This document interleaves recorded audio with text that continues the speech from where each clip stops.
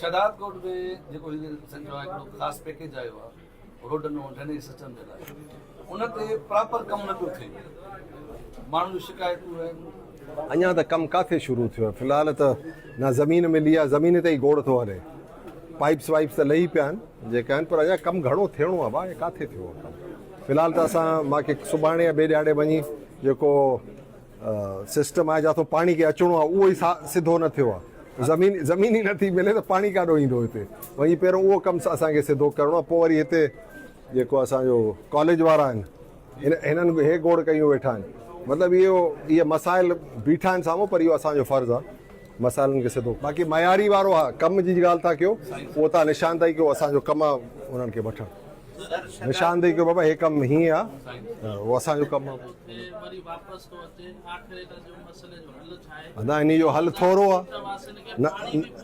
हा त बा चेयरमैन खे चओ न, चेयरमैन खे तव्हां छो नथा चओ, ख़ाली मारा मारी CMO जे मथां, चेयरमैन खे जो हो त हाणे पघार ते बि सही न पियो करे, उहो छा थो चए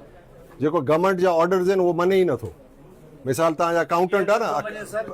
हा नथो मने, चए थो अकाउंटेंट साइन उहो साइन करे, हा पी जी बादशाही आहे, छा आहे भला हिते? हा हे सरकारी शइ आहे यार, सरकार जी शइ, तव्हां सरकार जी शइ करे हलायो, कंहिंजी ज़ाती मिल्कियत न आहे। असां त ॻाल्हायूं था बाबा हुननि को चढ़ियल आहे कमु, हो चए थो सिधो न असां कराइण टेंडर न कराईंदासीं, उहो माल पीड़ी ते मुंहिंजा माण्हू वेहनि, पैसा सभु घर खयूं था वञनि, ईअं थींदो आहे छा भला यार?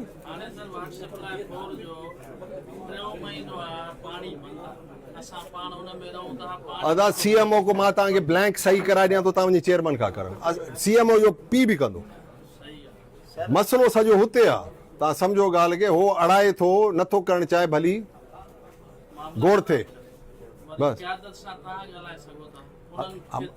असां चयो आहे उन्हनि खे, अदा असां चयो आहे उन्हनि खे हाणे वञी 5-6 महीना बता नाला चङो करो, न 5 महीना कमु हलाईंदासीं भा, हा कमु हलाईंदा, ज़ोर ते बि हलाईंदुमि हाणे कमु, पहिरियों शराफ़त सां कयूं पिया, हाणे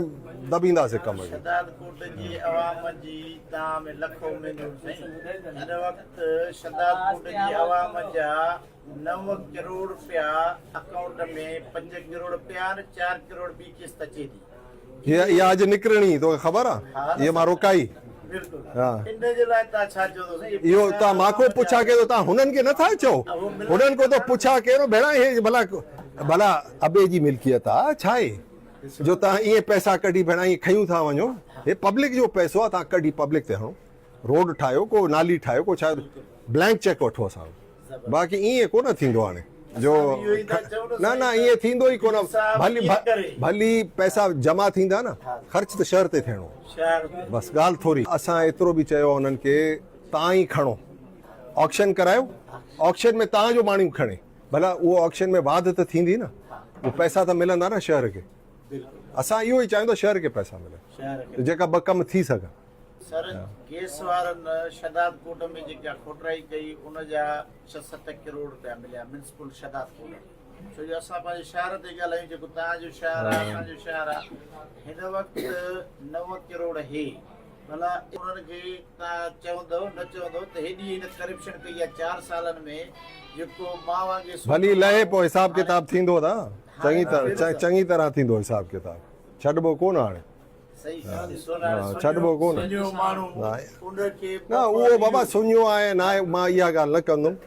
उहो अला ॾे उन खे गंज ॾे, पर मक़सदु इहो आहे शहर सां तादी न करे, शहर जा पैसा शहर ते ख़र्चु कनि, जी बिस्मिल्लाह, असां जिते कमु करिणो आहे असां अॻु में बीठा हूंदासीं करे।